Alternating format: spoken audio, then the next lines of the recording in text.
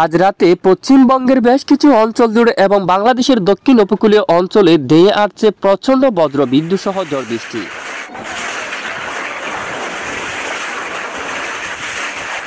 প্রিয় দর্শক সবাই কেমন আছেন? চলে আসলাম এই মুহূর্তের সবচেয়ে আরও একটি গুরুত্বপূর্ণ আবহাওয়ার খবর নিয়ে। আগামী 24 থেকে 48 ঘন্টায় বাংলার বেশ কিছু অঞ্চল জুড়ে প্রচণ্ড বজ্র বিদ্যুৎ সহ বৃষ্টিপাতের সতর্কতা দিয়েছে আবহাওয়া অধিদপ্তর। তো আগামীকাল 24শে সেপ্টেম্বর মঙ্গলবার কেমন থাকতে পারে দেশের উত্তরাঞ্চলের আবহাওয়া, কেমন থাকবে দেশের দক্ষিণাঞ্চলের আবহাওয়া, এছাড়া ভারতের পশ্চিমবঙ্গ সহ উত্তরবঙ্গ, আসাম, ত্রিপুরা, বাংলাদেশের 64 জেলার মধ্যে কোন কোন জেলাগুলোর উপর বৃষ্টিপাতের সম্ভাবনা রয়েছে, এছাড়া বঙ্গোপসাগর বুকে তৈরি হয়েছে একটি ঘূর্ণাবর্তের ফলে কোন কোন জেলায় ভারী বৃষ্টিপাতের সম্ভাবনা থাকবে। এই মুহূর্তে দেশের বেশ কিছু এলাকায় অস্বস্তিকর গুমোট ব্যবসা গরম অব্যাহত রয়েছে। আগামীকাল কোন কোন জেলায় ব্যবসা গুমোট গরম থাকবে, এই গরম কবে থেকে কমে আসতে পারে, সম্পূর্ণ বিস্তারিতভাবে জানিয়ে দেওয়া হবে এই ভিডিওটির মাধ্যমে। জানতে হলে ভিডিওটি শেষ পর্যন্ত দেখুন।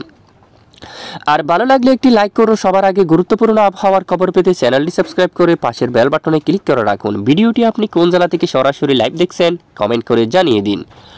প্রিয় বন্ধুরা, আমরা সরাসরি আপনাদেরকে অপগ্রহ চিত্রের মধ্যে রাখলাম। এদিকে দেখুন, আজ পশ্চিমবঙ্গের উপর ব্যাপক আকারে বজ্রগর্ভ মেঘ কিন্তু তৈরি হচ্ছে, বাড়ি থেকে অতি ভারী ঝড় বৃষ্টি। দেখুন, আমরা গতকাল আপনাদেরকে জানিয়েছিলাম যে পশ্চিমবঙ্গের উপর ব্যাপক মেঘ তৈরি হতে পারে, ভারী বৃষ্টিপাত হতে পারে। ঠিক দেখুন, সেই অঞ্চলে অলরেডি ব্যাপক আকারে মেঘ তৈরি হচ্ছে এবং ভারী বৃষ্টিপাত কিন্তু শুরু হয়ে গেছে।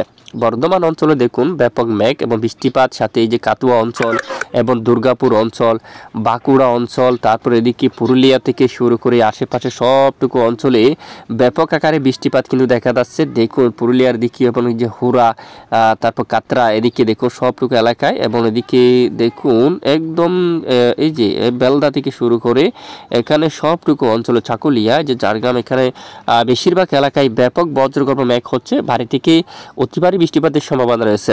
রাজশাহী বিভাগের দক্ষিণের অনেক এলাকায় মেঘ তৈরি হচ্ছে, যে বিকেল থেকে সিংড়ার দিকে, এবং এদিকে দেখুন লাইপুর এবং এদিকে আরও রয়েছে তারা সহ এখানে আশেপাশে বেশ কিছু এলাকায় ব্যাপক মেঘ তৈরি হচ্ছে।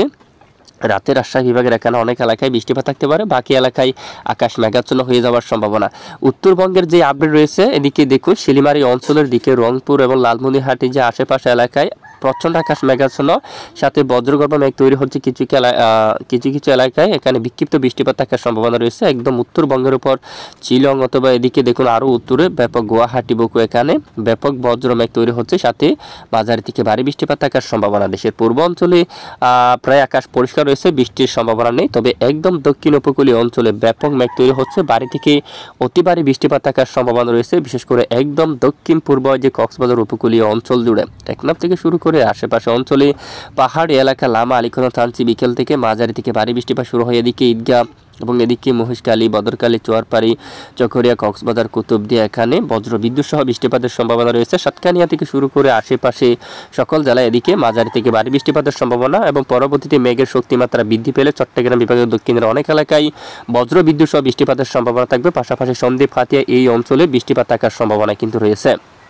দেখুন প্রিয় বন্ধুরা, আর এদিকে খুলনা ও বরিশাল বিভাগের বেশ কিছু এলাকায় আকাশ আংশিক মেঘাচ্ছন্ন পরিষ্কার এবং রাতে বিক্ষিপ্ত বৃষ্টিপাত তৈরি হওয়ার সম্ভাবনা কিন্তু রয়েছে। তো এবার আমরা বৃষ্টিবাহী মোড়ে চলে যাব।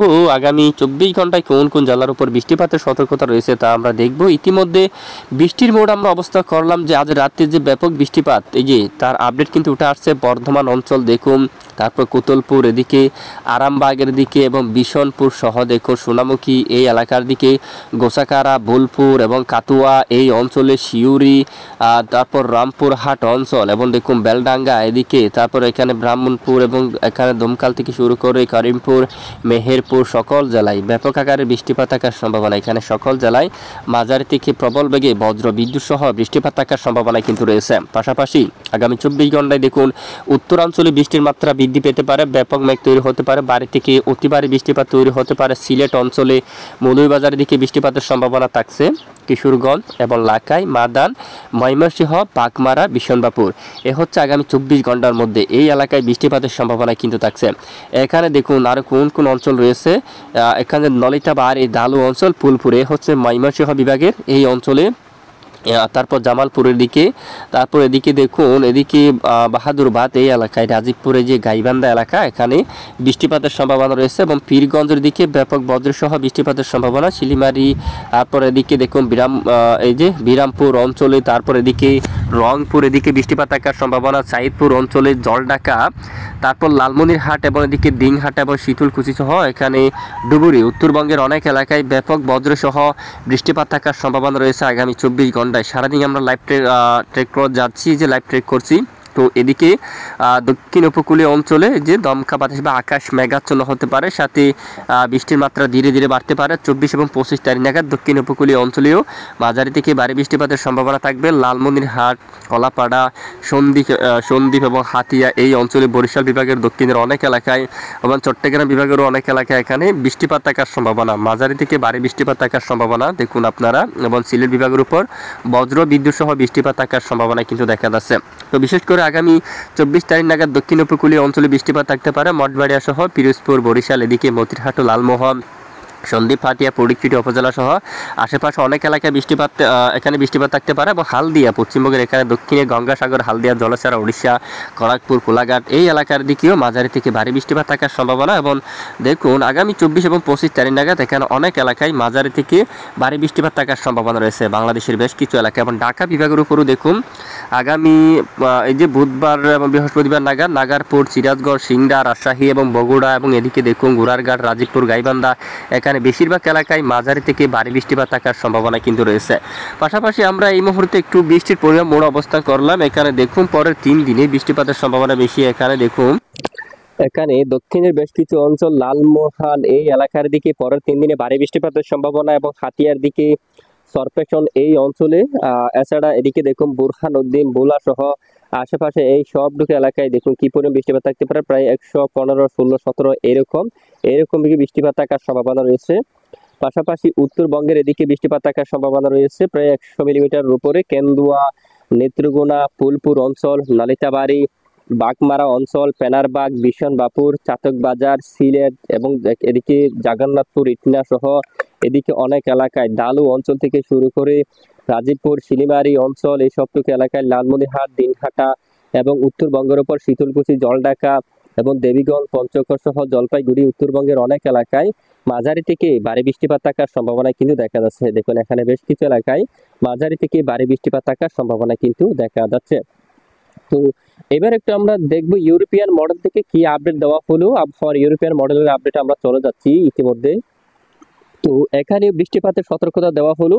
এখান থেকে দেখা যাচ্ছে টেকনাফের দিকে বৃষ্টিপাত থাকতে পারে মাঝারি থেকে ভারী, এবং টেকনাফের আশেপাশে এই এলাকায় মাঝারি থেকে ভারী বৃষ্টিপাত থাকার সম্ভাবনা কিন্তু দেখা যাচ্ছে। এবং এদিকে দক্ষিণের উপকূলীয় অঞ্চল এবং পাশাপাশি পশ্চিমবঙ্গের দিকে কলকাতা, কোলাঘাট, হালদিয়া, খড়গপুর, আরামবাগ, চন্দ্রনগর, শান্তিপুর অঞ্চলে, মেহেরপুরের দিকে বৃষ্টিপাত থাকতে পারে। এদিকে বৃষ্টিপাতের সম্ভাবনা বেশি দেখা যাচ্ছে। দেখুন আলমডাঙ্গা, দামোহদা অঞ্চলে, মেহেরপুর, করিমপুর এবং এখানে দেখুন বেরামরা এই এলাকায় দিকে, লাইপুরের দিকে বৃষ্টিপাতের সম্ভাবনা বেশি দেখা যাচ্ছে।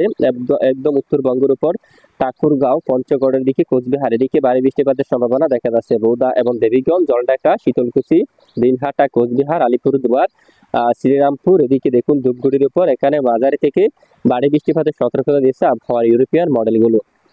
তো এই মুহূর্তে আমরা সরাসরি আপনাদেরকে এই যে জানিয়ে দেব দেশের বেশ কিছু এলাকায় অস্বস্তিকর গুমট ব্যবসা গরম কিন্তু রয়েছে। তো সেটি কবে থেকে কমার সম্ভাবনা রয়েছে। তো সরাসরি আমরা তাপমাত্রা মোড়ে চলে যাব। তো তাপমাত্রা মোড় থেকে আমরা দেখে নিচ্ছি। তো ইতিমধ্যে দেখতে পাচ্ছি মঙ্গলবার 24শে সেপ্টেম্বর, যদি আমরা একটু দেখি দিনের তাপমাত্রা কেমন থাকতে পারে। দেখুন এখানে তাপমাত্রার আপডেট দেখা যাচ্ছে। উত্তরবঙ্গের যে তাপমাত্রা সেটি অনেকটাই কমে যাচ্ছে। দেখুন 32, 33 এরকম তাপমাত্রা কিন্তু চলে আসতে পারে। এখানে বিশেষ করে একদম উত্তরে পঞ্চগড় থেকে শুরু করে ঠাকুরগাঁও, দিনাজপুর, রংপুর, শিলিমারি অঞ্চল, গোড়ারঘাট এদিকে যদি আমরা একটু দেখি, বগুড়া, তারপর এদিকে দেখুন আপনারা সিংড়া, সিরাজগঞ্জ এখানে কিন্তু অলরেডি 30 ডিগ্রি সেলসিয়াসের উপরে তাপমাত্রা থাকবে। তবে অস্বস্তিকর গুমট ব্যবসা গরম থাকতে পারে আংশিক, তবে অনেকটাই কমে যেতে পারে বিশেষ করে। তবে সোমবার 23শে সেপ্টেম্বর ব্যাপক গুমট ব্যবসা গরম কিন্তু রয়েছে রংপুর, রাজশাহী, ময়মনসিংহ, সিলেট, ঢাকা বিভাগের উপর। তবে মঙ্গলবার 24শে সেপ্টেম্বর থেকে কিছুটা কমে আসতে পারে দক্ষিণাঞ্চল থেকে ব্যবসা গরম কিন্তু কমে আসতে পারে এখানে।